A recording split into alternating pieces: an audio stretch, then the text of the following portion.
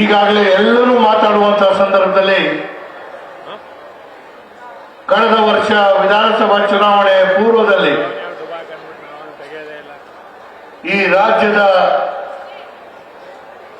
ನಮ್ಮ ಮುಖ್ಯಮಂತ್ರಿಗಳಾದಂತಹ ಸನ್ಮಾನ್ಯ ಸಿದ್ದರಾಮಯ್ಯ ಅವರು ಪ್ರದೇಶ ಕಾಂಗ್ರೆಸ್ ಸಮಿತಿಯ ಅಧ್ಯಕ್ಷರು ಹಾಗೂ ರಾಜ್ಯದ ಉಪಮುಖ್ಯಮಂತ್ರಿಗಳಾದಂತಹ ಡಿ.ಕೆ. ಶಿವಕುಮಾರ್ ಅವರು ಎಲ್ಲರಿಗೂ ಗ್ಯಾರಂಟಿಯನ್ನ ರುಜುವಾತು ಮಾಡಿ ಕೊಟ್ಟಂತಹ ಸಂದರ್ಭದಲ್ಲಿ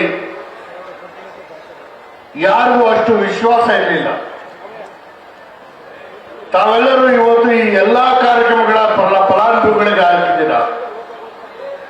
ಕಾಂಗ್ರೆಸ್ ನುಡಿದಂತೆ ನಡೆದಿದೆ ಅಂತ ಹೇಳುವಂಥದ್ದಕ್ಕೆ ನಾವು ಕೊಟ್ಟಂತಹ ಕಾರ್ಯಕ್ರಮಗಳು ಇವತ್ತು ಸಾಕ್ಷಿ ಆಗಿದೆ. ಅನೇಕರು ಇವತ್ತು ಅವರ ಅಂತರದ ಮಾತುಗಳನ್ನು ಆಡುವಂತಹ ಸಂದರ್ಭದಲ್ಲಿ ಸರ್ಕಾರದ ಈ ಗ್ಯಾರಂಟಿ ಯೋಜನೆಗಳಿಂದ ಅವರ ಜೀವನ ಶೈಲಿಯಲ್ಲಿ ಆಗ್ತಾ ಇರುವಂತಹ ಬದಲಾವಣೆಗಳನ್ನ, ಮಕ್ಕಳ ಶೈಕ್ಷಣಿಕವಾದಂತಹ ಪ್ರಗತಿಯಾಗಿರ್ಬೋದು, ಕೌಟುಂಬಿಕವಾದಂತಹ ಸಮಸ್ಯೆಗಳನ್ನ ನಿರ್ವಹಣೆ ಮಾಡುವಂಥದ್ದಾಗಿರ್ಬೋದು, ಅನೇಕರು ಅವರ ನೋವನ್ನ ಮಾಧ್ಯಮದ ಮುಂದೆ ಕೂಡ ಮತ್ತು ನಾವು ಮತಯಾಚನೆ ಮಾಡುವಂತಹ ಸಂದರ್ಭದಲ್ಲಿ ಕೂಡ ಹೇಳ್ತಾರೆ. ಇವತ್ತು ನಾವು ನೇರವಾಗಿ ಈ ಚುನಾವಣೆ ಬಂದಿರುವಂತಹ ಸಂದರ್ಭದಲ್ಲಿ ನೋಡಿದಂತಹ ಸಂದರ್ಭದಲ್ಲಿ ಕಳೆದ 10 ವರ್ಷ ಕೇಂದ್ರದಲ್ಲಿ ಸರ್ಕಾರ ಮಾಡಿದಂತವರು ರಾಜ್ಯಕ್ಕೆ ನಿರಂತರವಾಗಿ ಅನ್ಯಾಯ ಮಾಡ್ಕೊಂಡು ಬಂದಿರುವಂತದ್ದು.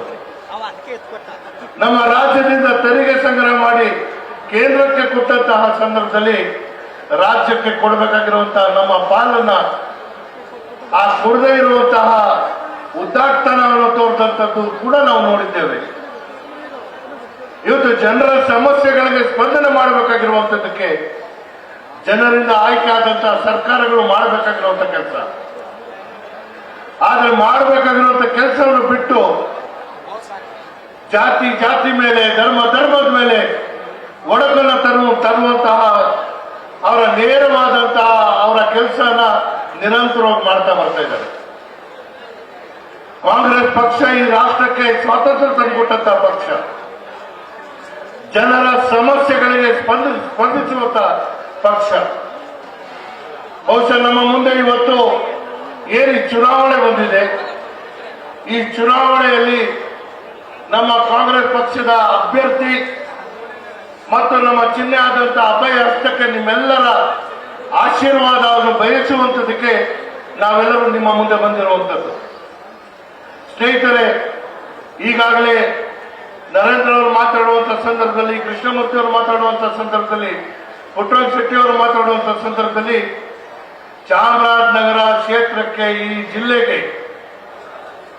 ಕಾಂಗ್ರೆಸ್ ಪಕ್ಷ ಅಧಿಕಾರಕ್ಕೆ ಬಂದಂತಹ ಸಂದರ್ಭದಲ್ಲಿ ಇಲ್ಲಿ ಕೊಟ್ಟಂತಹ ಅನೇಕ ಕಾರ್ಯಕ್ರಮಗಳು, ಪ್ರೊಫೆಸರ್ ನಂಜುಂಡಯ್ಯ ಅವರ ವರದಿ ಪ್ರಕಾರ ಅತ್ಯಂತ ಹಿಂದುಳಿದಂತಹ ಜಿಲ್ಲೆ ಆಗಿದ್ದಂಥದ್ದು ಇದು. ಇವತ್ತು ಅನೇಕ ಜನಪರ ಕಾರ್ಯಕ್ರಮಗಳನ್ನು ಮಾಡಿ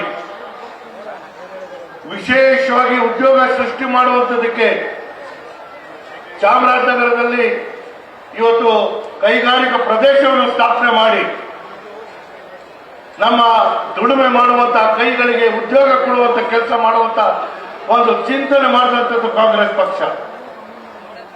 ರಾಜ್ಯ ಸರ್ಕಾರದಲ್ಲಿ ಇನ್ನು 4 ವರ್ಷಗಳ ಸರ್ಕಾರ ನಾವು ಮಾಡಬೇಕಾಗಿದೆ. ಜನರಿಗೆ ಅನೇಕ ತಮ್ಮ ಸಮಸ್ಯೆಗಳಿಗೆ ಸ್ಪಂದಿಸುವಂತಹ ವಿಶ್ವಾಸ ನಾವು ಮೂಡಿಸುವಂತದ್ದಕ್ಕಾಗಿ ಇವತ್ತು ನಿಮ್ಮ ಮುಂದೆ ಬಂದಿರುವಂತದ್ದು.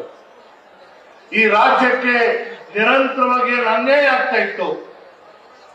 ಒಂದೇ ಪಕ್ಷದ 25 ಜನ ಸಂಸದರು ಇದ್ರೂ ಕೂಡ ಯಾರು ರಾಜ್ಯದ ಪರ ಮಾತಾಡದೇ ಇದ್ದಂಥದ್ದು ಕೂಡ ನಾವು ನೋಡಿದ್ದೇವೆ. ನಮ್ಮ ಜನರ ಧ್ವನಿಯಾಗಿ ಸಂಸತ್ನಲ್ಲಿ ನಮ್ಮ ಅಭ್ಯರ್ಥಿ ಹೋಗ್ಬೇಕಾದ್ರೆ ತಮ್ಮೆಲ್ಲರ ಅಮೂಲ್ಯವಾದಂತಹ ಮತ ಹಾಗೂ ಆಶೀರ್ವಾದ ನಮ್ಮ ಪಕ್ಷದ ಅಭ್ಯರ್ಥಿಗೆ ಇರಬೇಕು ಅಂತ ಕೇಳ್ತಾ ತಮ್ಮೆಲ್ಲರಿಗೂ ಶುಭವನ್ನು ಕೋರ್ತಾ ನನ್ನ ಮಾತಿಗೆ ವಿರಾಮ ಮಾಡ್ತೀನಿ. ನಮಸ್ಕಾರ. ನ್ಯೂಸ್ ಫಸ್ಟ್ ನಿರ್ಭೀತಿಯಿಂದ ನಿಮ್ಮ ಪರವಾಗಿ.